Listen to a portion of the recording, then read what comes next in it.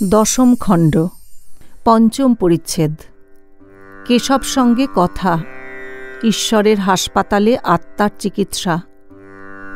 শ্রীরামকৃষ্ণ কেশবের প্রতি সহাস্যে। তোমার অসুখ হয়েছে কেন তার মানে আছে। শরীরের ভেতর দিয়ে অনেক ভাব চলে গেছে, তাই ওই রকম হয়েছে। যখন ভাব হয় তখন কিছু বোঝা যায় না, অনেক দিন পরে শরীরে আঘাত লাগে। আমি দেখেছি, বড় জাহাজ গঙ্গা দিয়ে যখন চলে গেল তখন কিছু টের পাওয়া গেল না। ও মা, খানিকক্ষণ পরে দেখি কিনারার উপরে জল ধপাস ধপাস করছে আর তোলপাড় করে দিচ্ছে। হয়তো কিনারার খানিকটা ভেঙে জলে পড়ল।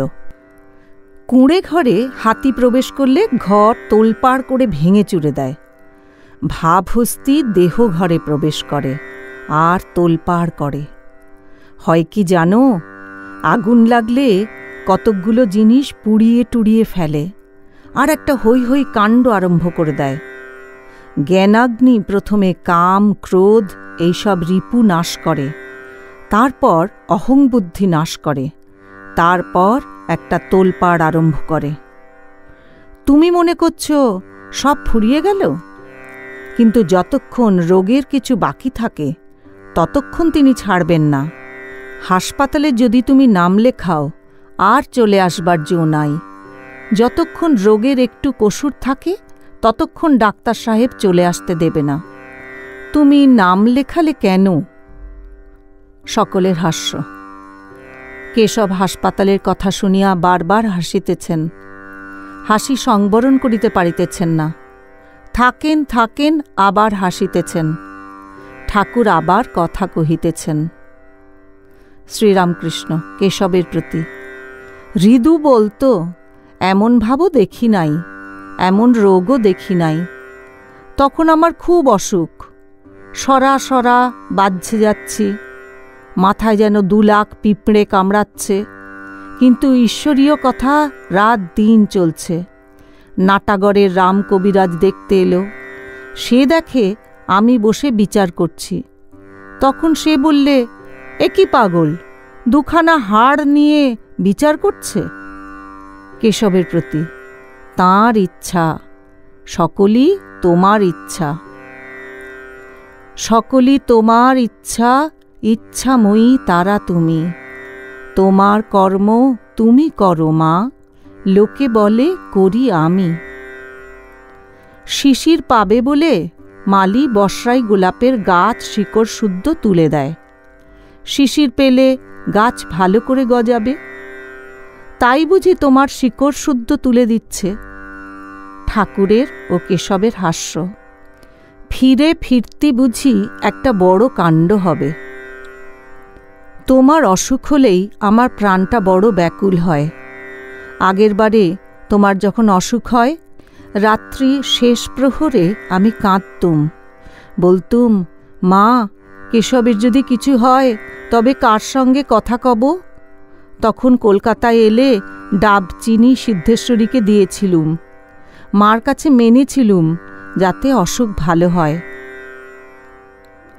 কেশবের উপর ঠাকুরের এই অকৃত্রিম ভালোবাসা ও তাহার জন্য ব্যাকুলতার কথা সকলে অবাক হইয়া শুনিতেছেন। শ্রীরামকৃষ্ণ।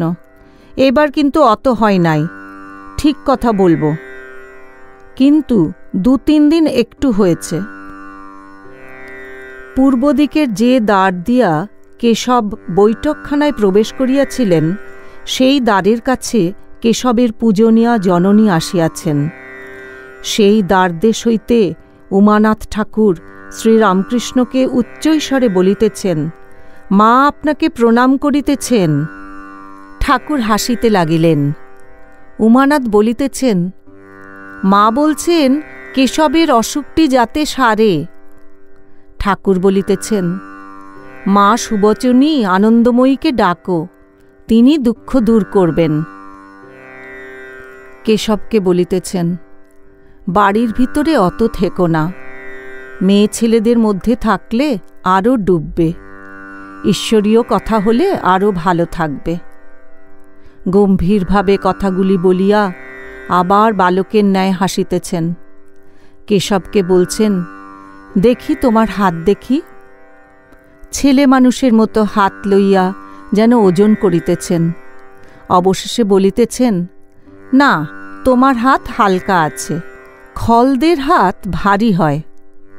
সকলের হাস্য।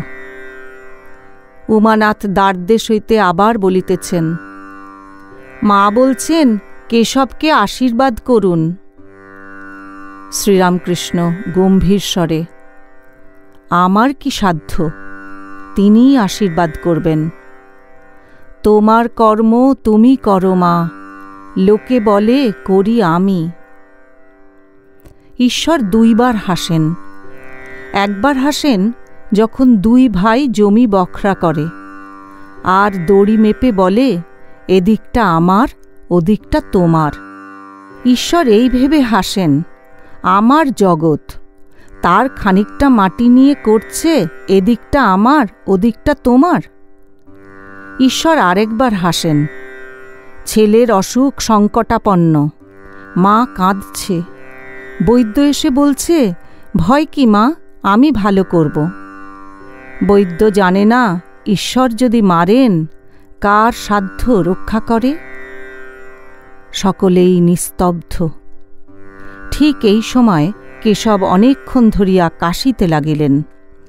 সে কাশি আর থামিতেছে না। সে কাশির শব্দ শুনিয়া সকলের কষ্ট হইতেছে। অনেকক্ষণ পরে ও অনেক কষ্টের পর কাশি একটু বন্ধ হইল।